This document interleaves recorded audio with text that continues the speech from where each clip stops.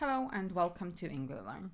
We are continuing with the analysis of the Queen Marie Memoirs, and today we're going to focus on structure. If you haven't watched the first video I posted about analyzing language in this text, do watch that first. It's here in the right-hand corner, because a lot of the elements of structure really rely heavily on elements of language, so it would be a good idea to watch that first. Now, this structure video is going to be quite a bit shorter because we've covered a lot of elements of structure as we talked about language. Now, we're not going to read the text again, we read it already, so let's just start with understanding that the first section that we have in this text is this section at the very beginning, where the Queen describes her country before the war. So this is definitely a section in and of itself. That is her introduction. And what characterizes this introduction is a very idyllic, nostalgic, romanticized vision of her country, and the idyllic, nostalgic, and romanticized tone of her writing. We're going to notice that the sentences in this section, which is an element of both language and structure, are very long and they're very descriptive, and they kind of invite us to think about and ponder all of these beauties of the country that she mentions.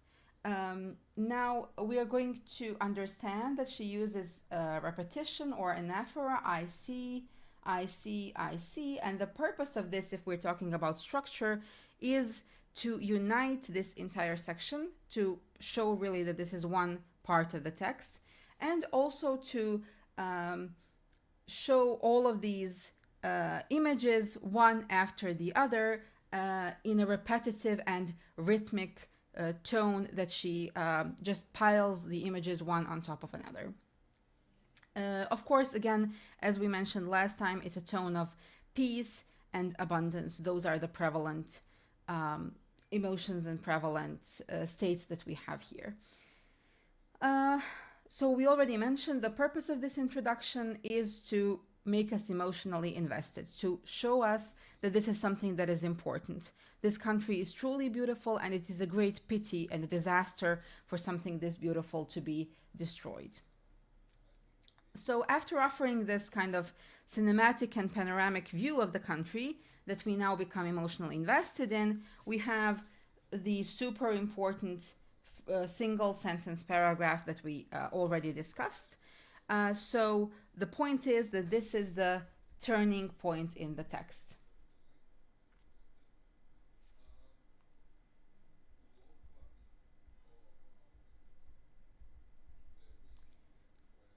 The fact that this sentence is isolated like this shows us that this is something extremely important, and it's very dramatic. There's an exclamation at the end. The sentence is not even a complete sentence, but it doesn't have a verb. It's a minor sentence.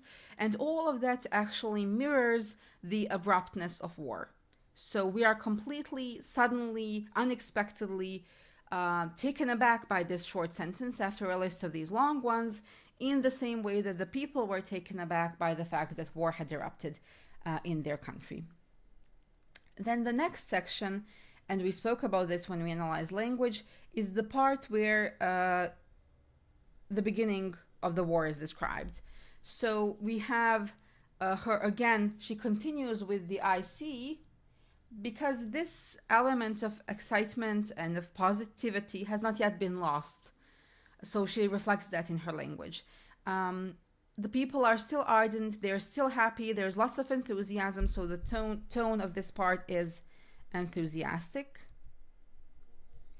and excited, and of course there is lots of irony in being excited about war, but we do see a change because the sentences that she offers don't flow in the same way. They are long, they do have this anaphora, I see, and they have lots of imagery, but the dashes here, the punctuation, shows us how these sentences are actually fragmented.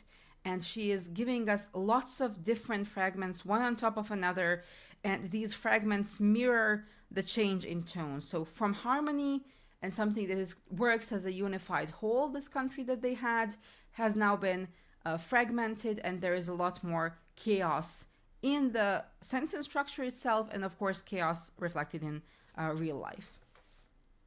What we're going to notice structure-wise in the rest of the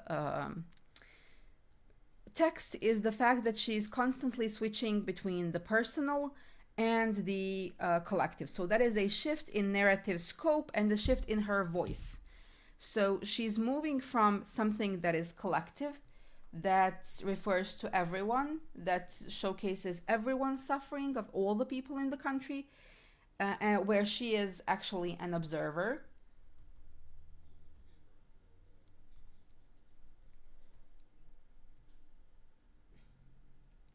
She moves from that to something that is personal, to her own experience, to her own family, to what is happening with them. And this is what gives immediacy to her writing. So we can follow that through the paragraphs, and I think we've discussed that quite a lot in the language video, and we don't have to repeat that. Finally, we move on to the final part, and in the final part, of course, again, we mentioned that there is another extremely important sentence, which is this one here, where her son dies, and she reflects her own mourning, and she reflects on her own mourning and connects it with this collective suffering, and that is the climax of the text itself, of everything, the climax of suffering, the climax of their struggle, of despair. But at the same time, towards the end, she's not really leaving us only with this despair. She's also giving at least a small message of some kind of hope, as she is using her own suffering to try to help others and to alleviate their suffering. So you could comment on that as well, that she is not leaving us with absolute despair, but she is trying to show some kind of resilience and give her service again to her people, so that she could somehow feel better despite all the horrible circumstances that she was in. So those are the things that you could comment on structure-wise. If I've missed anything, maybe you can help me in the comments below. And if there is anything else that you think would be worthwhile and beneficial to mention when it comes to structure, if there's anything you've noticed and there's anything that you're maybe not sure about and you'd like to know, please drop it in the comments below.